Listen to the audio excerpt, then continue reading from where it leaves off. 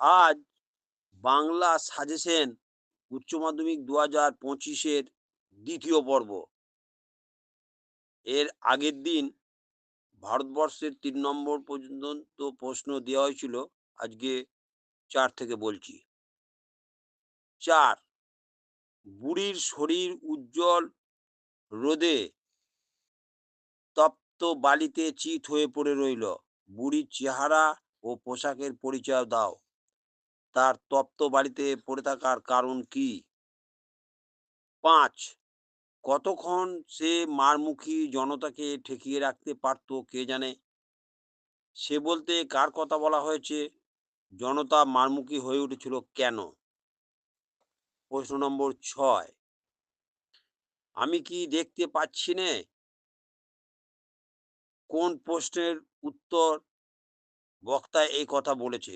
গল্পানুসারে বক্তার স্বরূপ উদ্ঘাটন করো। এবার কবিতা।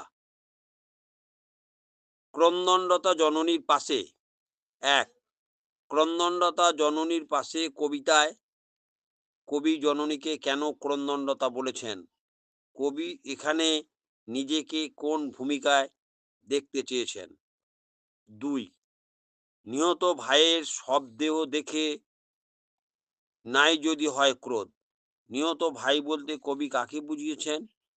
উদ্ধৃতাংশে কবির কোন মনোভাব প্রকাশিত হয়েছে? প্রশ্ন নম্বর ৩, আমি তা পারি না। কে কি পারেন না, না পারার বেদনা কিভাবে কবিকে অবলম্বনে লেখো। মহুয়ার দেশ, আমার ক্লান্তির উপরে ঝরুক মহুয়ার ফুল, নামুক মহুয়ার গন্ধ। আমার বলতে কার কথা বলা হয়েছে? এমন কামনার কারণ কি? ২, ঘুমহীন তাদের চোখে হানা দেয় কিসের ক্লান্ত দুঃস্বপ্ন? কাদের কথা বলেছে? তাদের ঘুমহীন চোখে ক্লান্ত দুঃস্বপ্ন হানা দেয় কেন? ৩, সেই উজ্জ্বল স্তব্ধতায় ধোঁয়ার বঙ্কিম নিঃশ্বাস ঘুরে ফিরে আসে শীতের দুঃস্বপ্নের মতো। মন্তব্যটির তাৎপর্য নিজের ভাষায় লেখো। শিকার। প্রশ্ন নম্বর ১, এই ভোরের জন্য অপেক্ষা করছিল। কে অপেক্ষা করছিল? তার পরিণতি কি হয়েছিল? ২, শিকার কবিতায় ভোর শব্দটি কবি কি কি অর্থে ব্যবহার করেছেন? ভোরকে পৃথক অর্থে ব্যবহার করে কবি কি বোঝাতে চেয়েছেন? ৩, একটা অদ্ভুত শব্দ। শব্দের অনুমেয় অর্থ কি? শব্দের পরে কবি কোন ঘটনা বা দৃশ্যের ইঙ্গিত দিয়েছেন? প্রশ্ন নম্বর ৪, শিকার কবিতায় ভোরের পরিবেশ যেভাবে চিত্রিত হয়েছে তার নিজের ভাষায় লেখো।